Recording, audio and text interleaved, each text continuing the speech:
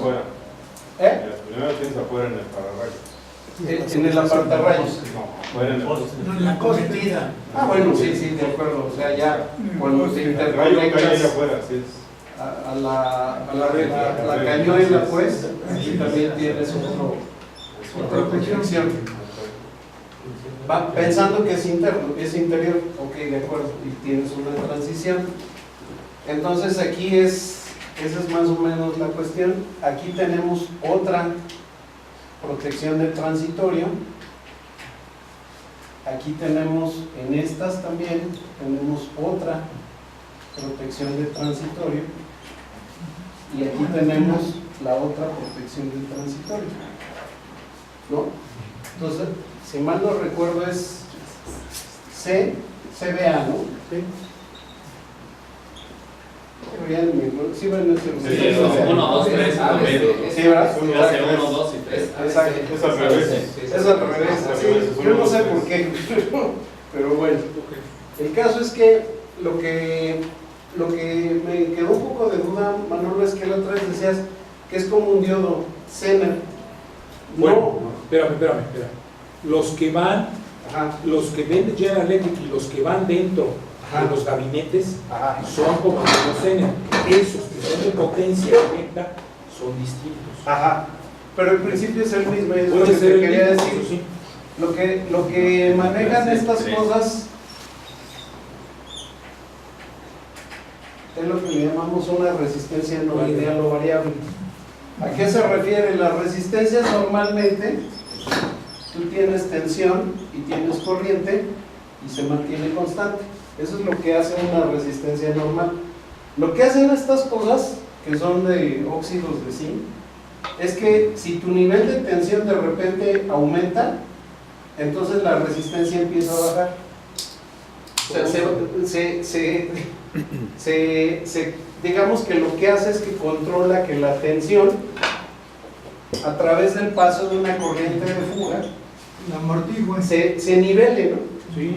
O sea, entonces cuando yo tengo la tensión y empieza a subir, entonces esta resistencia no lineal lo que detecta es que en el momento en que yo tengo una tensión mayor a lo que yo espero, a lo que yo, para lo cual yo la puse, yo la requiero, entonces mi resistencia tiende a disminuir.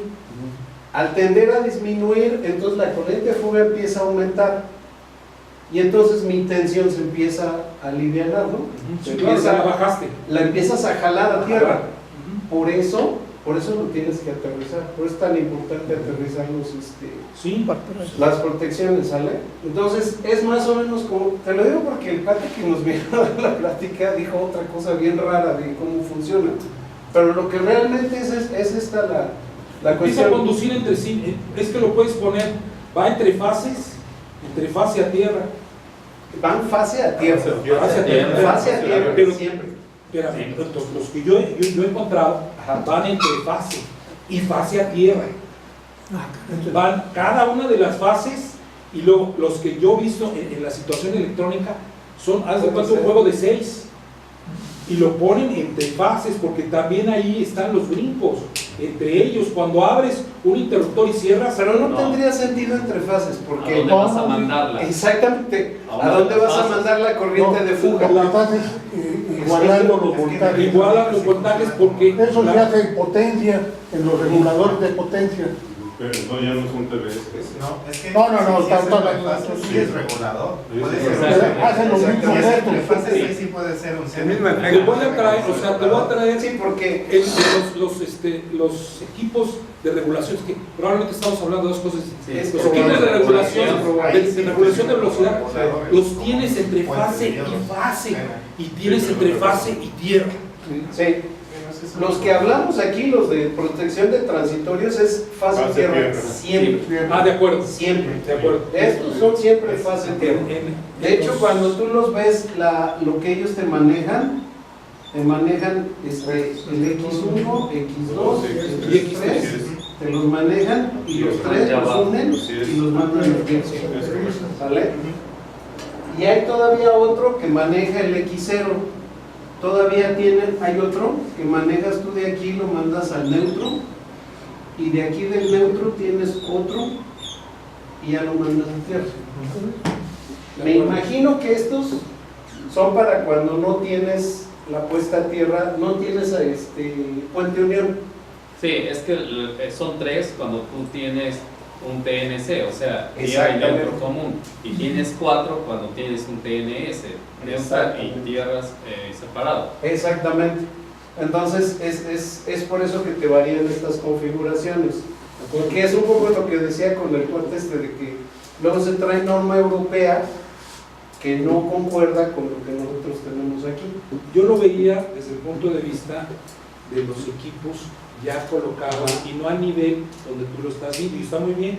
Lo que tú dices es cierto, sí los llegué a ver, no los llegué a manejar, porque yo me enfocaba ya en el equipo de utilización, ya en baja o en mediana tensión, y ahí es donde los veía a las obleas cómo explotaban y cómo estallaban, y que las tenías junto a una parte electrónica, y muchas veces la parte electrónica te lo soportaba, sin embargo la oblea no, y se abrían, y él mismo lo admitió, se abren por dentro, y son obleas rojas, Sí, claro. las tiene General Electric, Que historias, son iguales a estos, o sea, incluso a los de media tensión, o sea, son óxidos o sea, son pastillitas, Son pues que vas pastillas. poniendo una tras otra, ¿no? Son los Perdón, hermanos El primero, yo el primero momento siempre de gas, no un método de varistores. Ah, ok. ¿Por qué? Porque bueno, eso es para una onda 10-350. O sea, para un impacto directo de una descarga atmosférica. Mucha energía y no me interesa que opere en 9 nanosegundos. Porque No, mi recuérdame, potencia llega para más todos alta. el 10350 es una... Curva ¿Es un pulso? que en 10 microsegundos alcanza su punto máximo y en Exactamente. 350 microsegundos alcanza su punto medio. ¿Y en cuánto? En 350, su 350. punto medio. Y hacia adentro, que puede ser la inducción de esta descarga atmosférica, ya es una onda 820. Y entonces ahí ya me sirven los diodos y me sirven los varistores. Pues la historia es así es. Nada más que, bueno, ok, exactamente. Entonces la cuestión de las coordinaciones, les llamamos coordinaciones de aislamiento porque a veces como que el aislamiento, y eso es un rollo que yo traigo, pero que como que a veces los aislamientos como que los perdemos de vista, o sea, pensamos que el aislamiento no conduce corriente, y sí la conduce. O sea, de hecho le llamamos en HiPod, bueno, en HiPod le llamamos corriente de fuga. Nosotros lo que medimos es la corriente de fuga, no medimos directamente como en el Meger la resistencia. Entonces estamos hablando que de este lado son 2000 megaohms, ¿no? Y de este lado ya estaríamos midiendo de acuerdo a una corriente de fuga, ¿no? Pero finalmente lo que haces es que los aislamientos sí tienen una salida de corriente, y por eso nosotros le llamamos coordinación de aislamientos, porque lo que realmente estamos haciendo es, junto con el aislamiento que puedes tener per se, de que asimismo que esto puede hacer, por ejemplo, un conductor con pantalla, ¿no? Un subterráneo con pantalla. Entonces estamos coordinando estos puntos, por decirlo así, que tenemos como de descarga cuando tenemos sobretensiones, ¿no? Es que para esa coordinación de aislamiento nosotros tenemos un nivel básico de impulso de los equipos que vamos a proteger. Entonces Ajá. lo que debemos de cuidar ahí es qué tensión residual me deja pasar mi supresor o mi protección para que no me dañe los componentes que yo estoy protegiendo. Por ejemplo, Ajá. más o menos uno de gas te deja pasar 2500 volts, y cuando un C te deja pasar 750, 500 volts. Bueno, pues el equipo que yo voy a estar protegiendo me debe de soportar 500 o más, si no lo voy a dañar. Ese es como coordinación. Exacto. Pero al final, si tú te das cuenta, la coordinación es básicamente el mismo principio que la coordinación de protecciones, Sí, claro. cascada. Sí. Bueno, esa curva que tú Así acabas es. de hacer así es la que está en la 541. Así se tiene que hacer, pues es una cascada. Estos son más abiertos, digámoslo así, te permiten sobretensiones un poquito mayores, y entonces deberíamos de pensar que en transiciones deberíamos de tener un tipo de apartarrayo en la transición y otro tipo de apartarrayo en la subestación de diferente valor. Error número 1, siempre se pone igual. En el caso de 23, los calculas de 18 kV. Que también habría que ver que estos, ¿por qué son 18 kV? Porque se calculan al voltaje pico. Acuérdate que trabajamos RMS 23 a tierra 7000, entonces entre raíz de 3 por raíz de 2, y esos son los valores que nos estarían dando para los apartarrayos, ¿no? Media tensión. También influye cómo esté referenciada la fuente para poder aplicar el factor de aterrizamiento. Sí, pero lo que tendríamos que hacer aquí entonces es pensar en esta coordinación. Estos no pueden ser iguales. No deben ser iguales. Ni Sí tipo. puede ser, pero no Pueden, debe ser. pero no deben. Así es. Entonces, a lo que yo voy es que, así como está mal que pongamos un interruptor de 100 a la entrada y un interruptor de 200 aquí a la distribución, también está mal que metamos un apartarrayos de 18 acá y de 18 allá. Entonces también eso habría que verlo. Y por eso es tan importante también, ya después vienen estas coordinaciones, que estas coordinaciones son en valores de kiloamperes, ¿no? Aquí en este caso es 100 kiloamperes, en este van de 70 a 50, y en este normalmente son menores a 20 kiloamperes, ¿no? Por ahí más o menos, ¿sí? Igual también van en cascada. Y era lo que quería platicar. Ok, yo también, espérame antes de otra cosa, también quería comentarte de una duda que por ahí salió en una de las juntas. Yo no tuve oportunidad de venir ese día, con respecto a qué tanto equipo en las papeleras, por qué está tan sobrado el equipo. En las papeleras, creo que tú la hiciste esa pregunta, en las papeleras se maneja una asociación que se llama TAPI, Technical Association Pulp and Paper Industry, y ella es la que dicta las potencias para cada uno de los equipos en una máquina de papel, y generalmente se manejan dos términos, NRL y RDC, Normal Running Load, la carga que normalmente corre el equipo, y la RDC, que es la Recommended Drive Capacity, que es la capacidad que debe tener el equipo. Entonces, ya hay todo un temario de este tamaño. Puedo traer el libro, yo tomé ese curso hace muchos años, sigue vigente, seguirá vigente. El problema de que tú dices, oye, si este equipo está trabajando al 35, 40% de su potencia, ¿por qué no agarras y pones un equipo del 50, el 60%, te agarras y quitas 40%? Porque en una máquina de papel hay muchas otras condiciones que no vemos. Vamos a hablar de un tren de secado, que son puros secadores. En el momento que la máquina está trabajando no hay ningún problema, estás tomando 40%, 38%, 35% de la potencia nominal del equipo. Dices, oye, está sobradísimo esto, quita ese motor y vamos a meter, si es un motor de 100, por hacer las cuentas fácil, y estás tomando 35, pues pon un motor de 60, hombre, vete más decente, y todavía queda sobrado 25%. Sin embargo, hay ciertas condiciones en las máquinas de papel que ya son específicas del proceso que te lo impiden. ¿Por qué? Porque en un tren de secado son secadores de gran diámetro que llevan vapor por dentro. Conoce una máquina de papel perfectamente. Entra el vapor y la hoja de papel va pegada se adhiere por un fieltro, por una lona, y pega el papel con el calor y cede el calor del secador, lo cede al papel y vamos. Cuando viene una atascada, estamos hablando de que en 2 minutos o 3 minutos se te juntan, sin exagerarte, 20 toneladas de papel, dependiendo de la máquina. Tú lo has visto a qué velocidad va. Se te atasca y tienes una cuchilla que te impide que el papel se enrolle en el secador, pero sí se alcanza a meter. Entonces, tienes atascada la máquina, no puedes más que darle pulsos para tratarlo de desatascarlo, pero en ese momento inmediatamente el vapor se empieza a condensar adentro. Entonces el secador se empieza a llenar de agua, tienes un atascamiento con la hoja atascada en el secador y tienes la cuchilla que está en contra. Todo eso tienes que vencer la inercia. Entonces TAPI te dice, ¿sabes qué? En los secadores necesito 200% de capacidad de sobrecarga por 1 minuto, cuando menos. Por eso estás hablando de cientos de caballos. De cientos de caballos de fuerza que en un determinado momento no utilizas.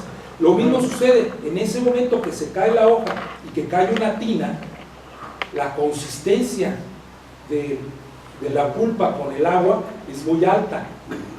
Tienes que bombear todo eso. Y una bomba que normalmente estaba trabajando con 35, 40 caballos, 50 caballos, como ya subió la consistencia, necesitas, y en ese momento tienes que hacerlo, porque si no, no puedes volver a echar a volar tu máquina.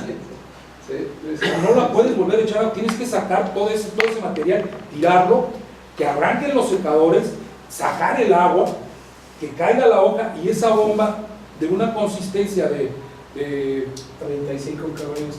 35 caballos que tenías, te vas a 80 o a 100. Entonces, todo eso hay en TAPI y ya es muy específico. Yo lo manejé. Yo no llegaba a esto que ustedes saben muy bien y lo manejan excelentemente bien. Yo me ganaba la vida del otro lado. Yo me ganaba la vida en colocar los equipos y ver que quedaran realmente del tamaño incluso sobrados.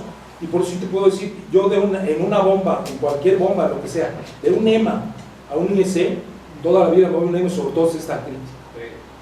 Porque de 8, imagínense, de 8 tamaños, de 9 tamaños, el otro tiene 20 tamaños. ¿Qué quiere decir? Que de 0 a 900 caballos de fuerza, que es lo máximo que te puede dar un arrancador NEMA, 900 caballos a 460, ya de ahí ya no los hacen, porque nadie hace en su sano juicio un motor de 460, que ya es muy raro, mucho muy raro, 900 caballos, ya te vas a mediana tensión, 4160. Entonces, pero es el tamaño más grande que tiene NEMA, y tienes 20 o 21 tamaños en IEC.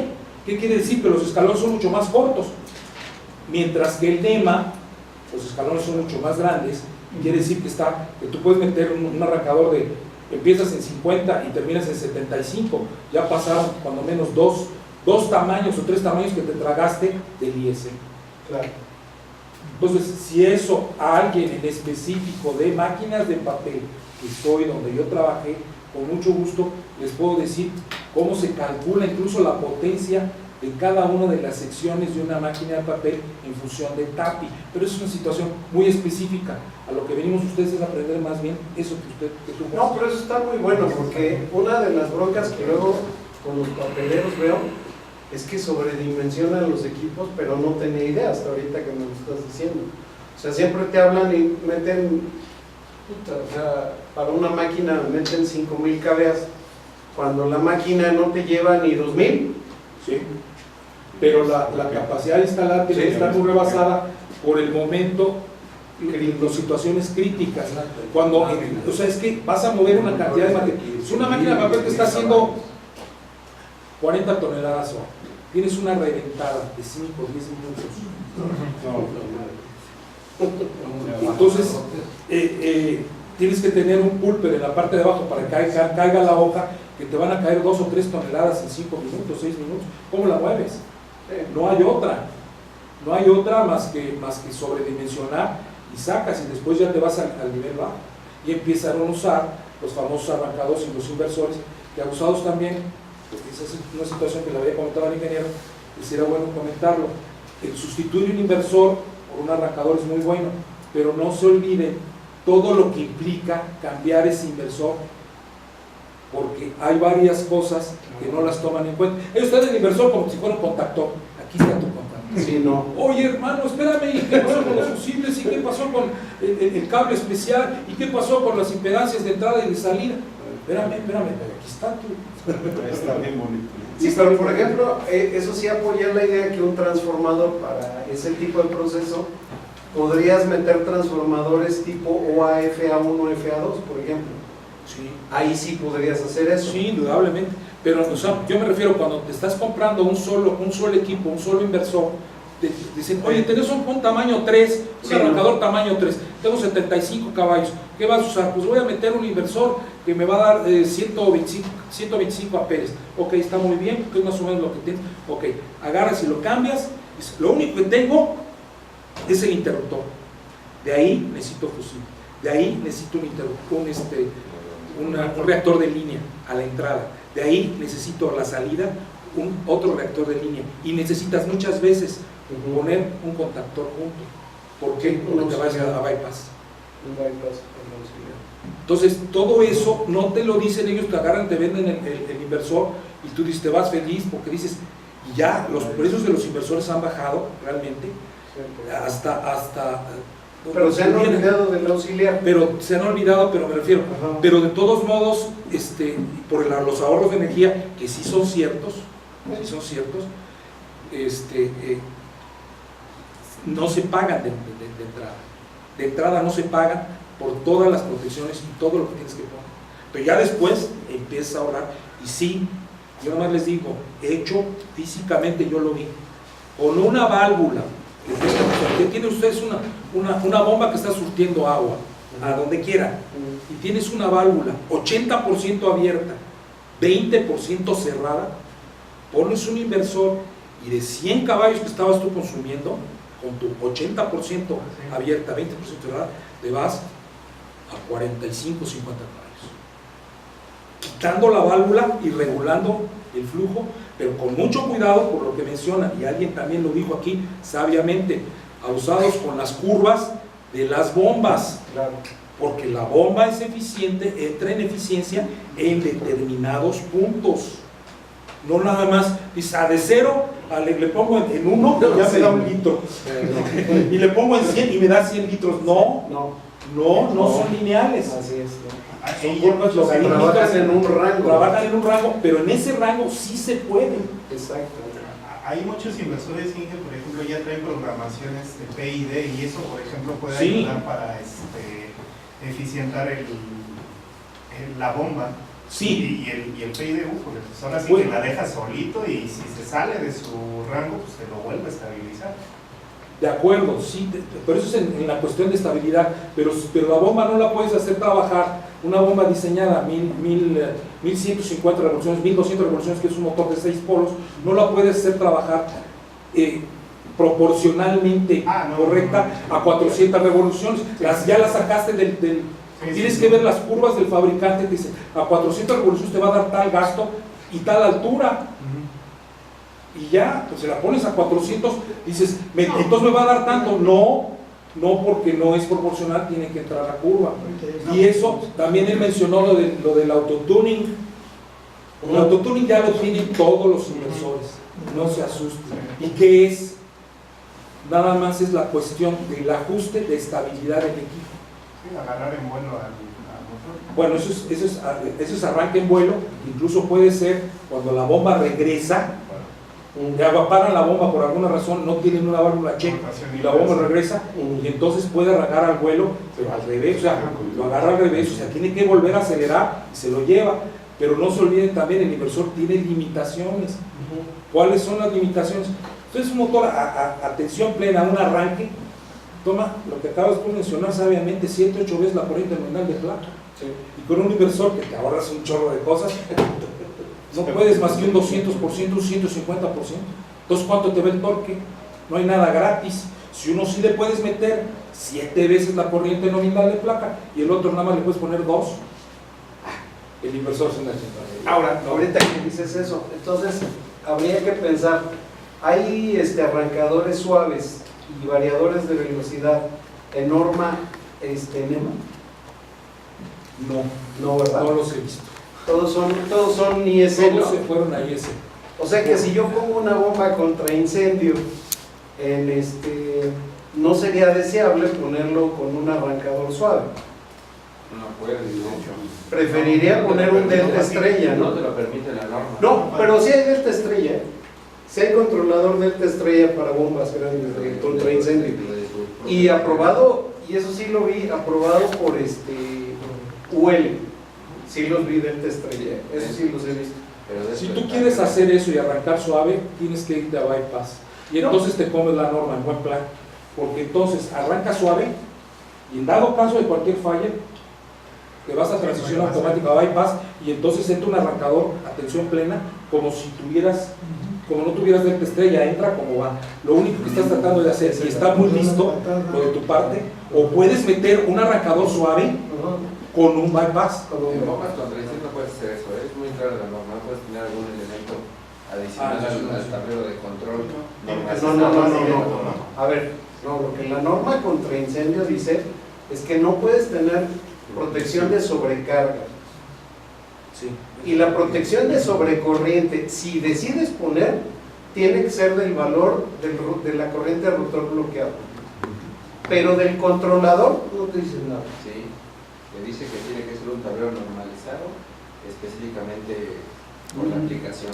Listado. No, Bueno, ok, lo puedes normalizar si quieres. Es que sí, es que... Certificado por ULE y NFPA. O sea, No, a ver, no te dice que tenga que ser por vuelos, sino ninguna de estas, ninguna de las bombas contra incendio que yo he visto pasaría, cabrón. Tiene que ser aprobado.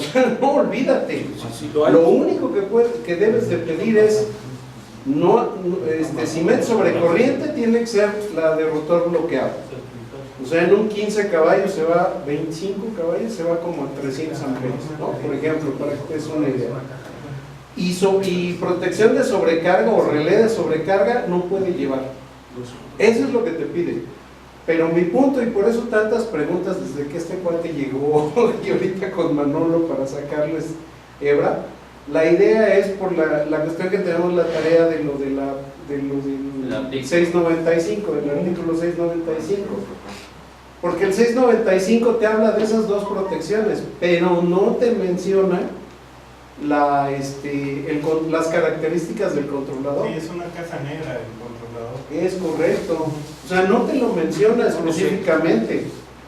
Entonces, ahí lo que pienso, la primera idea es, si vas a meter NEMA, pues creo que aguanta, ¿no? Por lo que más o menos estuvimos platicando. Pero si vas a meter IS, tendrías que meter un sobrediseño.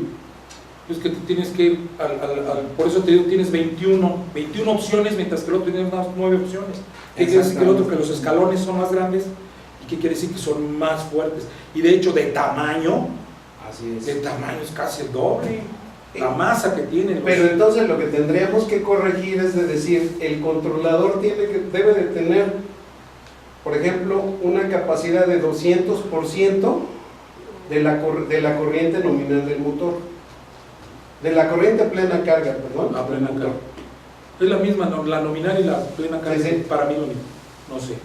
Sí, no sé, sí. Es que a lo mejor no lo sé. Sí, no, está bien. Bueno, más bien sería referirte, entonces, digo, para ser un poquito más en específico, sería referirse a la letra de rotor bloqueado, ¿no? Más bien a Correcto. Cabo, Habla de bota, rotor o bloqueado. sí, ¿no? Rotor bloqueado. mejora esa que a los 200 de la plena carga. Y todo eso, ¿no? Y también tendríamos que decir que un arrancador suave, si lo pones, debería de tener un contactor auxiliar cuya capacidad debe de responder a lo que se acaba de decir. Y yo creo que por ahí tendríamos que atacar ese tema, ¿no? Bueno, está muy bueno el tema, pero Bueno, Ok. todavía tenemos varias